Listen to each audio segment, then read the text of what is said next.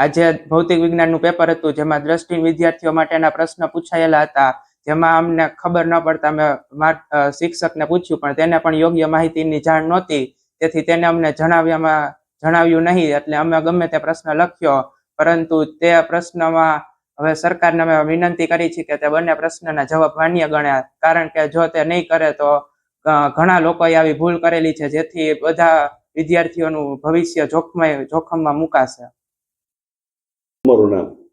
હું જીલ પટેલ, હું ધોરણ 12 સાયન્સમાં અભ્યાસ કરું છું. આજે મારું ભૌતિક વિજ્ઞાનનું પેપર હતું, જેમાં અંજનોના પ્રશ્ન ઘણા બધા પૂછાયેલા હતા, જેમાં કોઈ અથવાનો ઓપ્શન હતો નહીં, અને આ ઘણા વિદ્યાર્થીઓએ આ પ્રશ્ન લખવામાં ભૂલ કરી હતી. લખવાનો હતો ઉપરનો પ્રશ્ન અને ઘણા બધા વિદ્યાર્થીઓએ નીચેનો પ્રશ્ન લખેલો છે.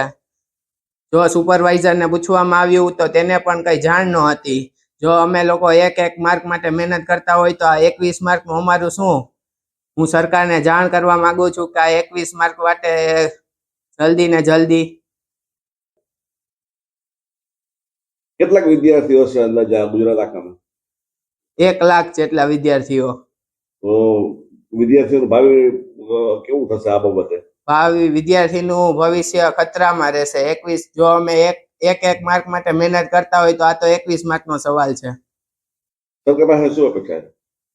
સરકાર પાસે આ માર્ક પ્રશ્નના 2 માંથી કોઈ પણ એક પ્રશ્ન લખ્યો હોય તો તેના પણ માર્ક આપવાનો વિનંતી છે.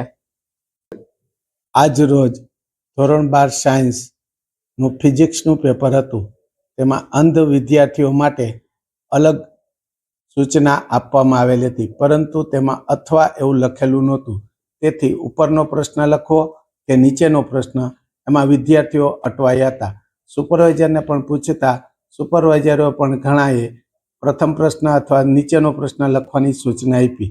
તેને કારણે ઘણા બધા વિદ્યાર્થીઓએ અંધ વિભાગનો પ્રશ્ન ગુણ 2, 3 અને 4માં વિભાગ 2માં લખી નાખેલો હતો. 1 લાખ વિદ્યાર્થીઓ જેવા પરીક્ષા આપતા હોય અને 1-2 માર્ક માટે હરીફાઈ હોય તો આ તો 21 માર્કનો વિભાગની અંદર ઘણા બધા વિદ્યાર્થીઓએ છબેડા કરેલા છે, અને બોર્ડને કારણે અથવા શબ્દ ન ઉમેરતા આ ભૂલ થયેલ છે. તો વિદ્યાર્થીઓના હિતમાં બોર્ડ નિર્ણય લે એવી સર્વ વિદ્યાર્થીઓની માગણી છે.